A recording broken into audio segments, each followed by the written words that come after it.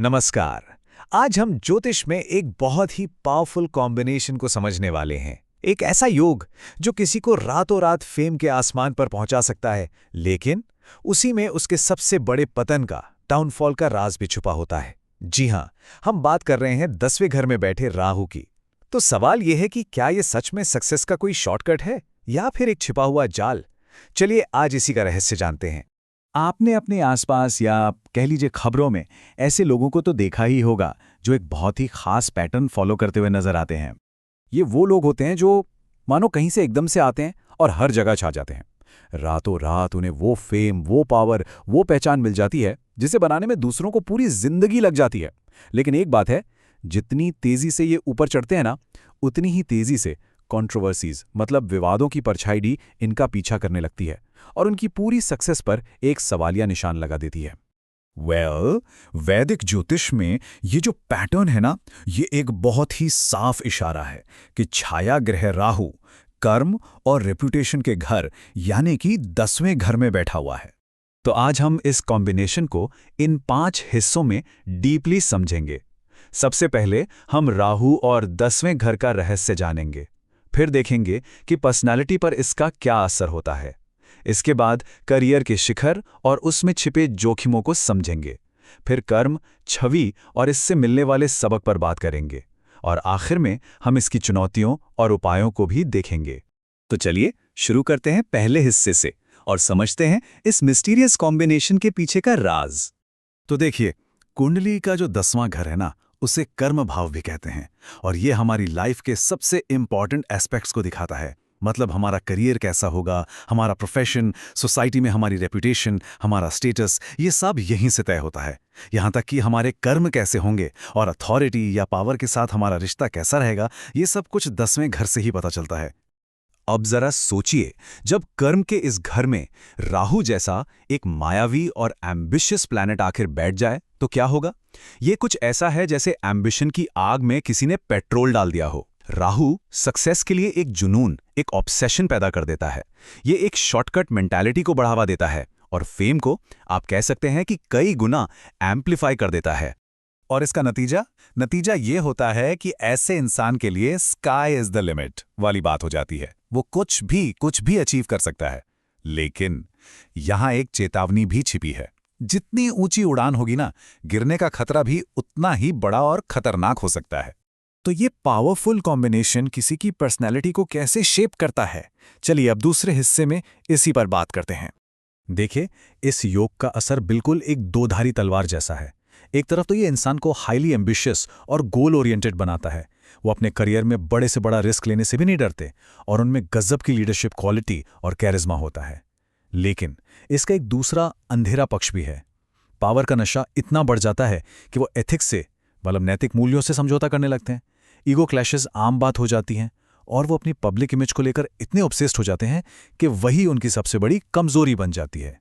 तो सिंपल शब्दों में कहें तो ये योग इंसान को या तो एक सक्सेस मशीन बना देता है जो किसी भी हाल में अपना टारगेट अचीव करती है, या फिर एक ऐसा पावर हंग्री प्लेयर जो जीतने के लिए किसी भी हद तक जा सकता है। चलिए अब बात करते हैं सबसे इंपॉर्टेंट एस्पेक्ट की, करियर। राहु कैसे आपको चोटी पर पहुंचाता है और उस चढ़ाई में क्या-क्या खतरे छिपे होते हैं। 10वें घर का राहु ना कुछ खास फील्ड्स में जबरदस्त सफलता दिलाता है। ये वो फील्ड हैं जहां पब्लिक इमेज और इन्फ्लुएंस सबसे ज्यादा मैटर करता है, जैसे कि पॉलिटिक्स, मीडिया और entertainment industry, corporate leadership, technology और इनोवेशन, या फिर फॉरेन कंपनी से जुड़ा कोई भी काम। इन सब क्षेत्रों में राहु की एनर्जी खूब फलती फूलती है। इस योग का जो करियर पैटर्न है वो बहुत क्लियर होता है। इंसान को अचानक एक तूफानी राइज मिलता है, मास रिकॉग्निशन मिलती है, मतलब लाखों करोड़ों लोग उसे जानने लगते हैं। लेकिन ये सफलता एक रोलर कोस्टर राइड की तरह होती है जिसमें स्टेबिलिटी की कोई गारंटी नहीं होती, बहुत अनप्रेडिक्टेबल होती है। और इसी अनप्रेडिक्टेबल नेचर की वजह से करियर में बड़े बड़े रिस्क भी होते हैं। जैसे अचानक से कोई स्कैंडल सामने आ सकता है, सालों की बनाई हुई रेपुटेशन को एक झटके में धक्का लग सकता है, या फिर लीगल इश्यूज मतलब कानूनी पचड़ों में फंसने तक की नौबत आ सकती है। हाँ, ऐसे लोगों की पब्लिक इमेज होती तो बहुत स्ट्रांग है, लेकिन ये समझना बहुत जरूरी है कि वो इमेज एक इल्यूजन, एक भ्रम भी हो सकती है। ये अक्सर एक बहुत ही केयरफुली बनाई गई फेक परसेप्शन होती है जिसका शायद सच्चाई से कोई लेना देना ही ना हो। अब चलते हैं इस योग से सबसे गहरे लेसन की तरफ। ये कॉम्बिनेशन असल में कर्म, छवि और एथिक्स का असली टेस्ट लेता है। राहु यहां एक बहुत ही फंडामेंटल सवाल खड़ा करता है। सवाल यह है कि सक्सेस तो मिलेगी, पर कैसे? रास्ता कौन सा चुना जाएगा? तो यहां पर दो रास्ते सामने आते हैं। पहला है सही कर्म का रास्ता, मतलब स्मार्ट स्ट्रैटेजी और इनोवेटिव वर्क से मिली सक्सेस। और दूसरा है त्वरित कर्म का रास्ता, जो शॉर्टकट्स और अनएथिकल तरीकों से तुरंत रिजल्ट चाहता है। अब चॉइस पूरी तरह से उस इंसान पर होती है। अथॉरिटी के साथ भी इनका रिश्ता बड़ा इंटरेस्टिंग होता है। या तो ये हमेशा अपने से ऊपर वालों जैसे बॉस या अधिकारियों के साथ क्लैश में रहते हैं, या फिर ये खुद ही इतनी मेहनत और जोड़तोड़ करते हैं कि सबसे पावरफुल पोजीशन पर जा बैठते हैं। इस योग की एक स्पिरिचुअल जर्नी भी है। शुरुआत में इंसान पूरी तरह से फेम और पावर के पीछे भागता है, लेकिन लाइफ में आगे जाकर अक्सर उसे ये रियलाइज होता है कि असली सक्सेस सिर्फ फेम में नहीं बल्कि रिस्पेक्ट में है, और बाहर की इमेज से कहीं ज्यादा इंपॉर्टेंट आपके अंदर के कर्म है। और यही राहु का सबसे बड़ा सबक है। ये सिखाता है कि सिर्फ सक्सेस हासिल मत करो, बल्कि ऐसा काम करो जिससे रिस्पेक्ट कमा सको, क्योंकि रिस्पेक्ट ही है जो हमेशा टिकती है। तो चलिए अब आखिरी सेक्शन में आते हैं।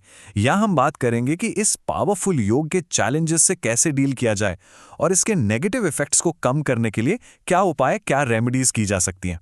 उपाय जो हैं वो 3 लेवल्स पर काम करते हैं। सबसे पहले प्रैक्टिकल रेमेडीज। हमेशा ईमानदारी से काम करें, उन शॉर्टकट से दूर रहें जिनका राहु लालच देता है, और अपनी प्रोफेशनल इंटेग्रिटी बनाए रखें। फिर आते हैं एस्ट्रोलॉजिकल रेमेडीज पर। राहु मंत्र का जाप उसकी एनर्जी को चैनलाइज करता है। दूसरों की सेवा करने से ईगो शांत होता है, और दान करने से उसके नेगेटिव इफेक्ट्स कम होते हैं। और सबसे ज़रूरी स्पिरिचुअल एडवाइस ये है कि सक्सेस मिलने पर ह्यूमिलिटी यानी विनम्रता को कभी ना छोड़ें। राहु के नेगेटिव इफेक्ट्स को शांत करने के लिए ये बीज मंत्र बहुत पावरफुल माना जाता है। ओम भ्राम भ्रीम भ्रौं सह राहवे नमः। ऐसा माना जाता है कि इसका रेगुलर जाप राहु की एनर्जी को एक कंस्ट्रक्टिव दिशा देने में हेल्प करता है। तो कुल मिलाके 10वें घर में राहु का मतलब है सक्सेस का हाई पोटेंशियल, लेकिन उतना ही बड़ा हाई रिस्क भी। अगर सही दिशा में चला जाए तो ये आपको एक बड़ा लीडर, इन्फ्लुएंसर या हाई अचीवर बना सकता है। लेकिन अगर दिशा गलत हो गई तो यही योग आपको स्कैंडल्स, ईगो इश्यूज और सत्ता से एक बड़े डाउनफॉल की तरफ खींच कर ले जाता है। आखिर में चॉइस हमेशा एम्बिशन और एथिक्स के बीच बैलेंस बनाने की होती है। तो अब सोचने वाली बात यह है कि कौन सा रास्ता सच्ची और लंबे समय तक टिकने वाली सफलता को डिफाइन करता है। इसी सवाल के साथ हम आज का ये एनालिसिस यहीं खत्म करते हैं। इस पर सोचिएगा जरूर।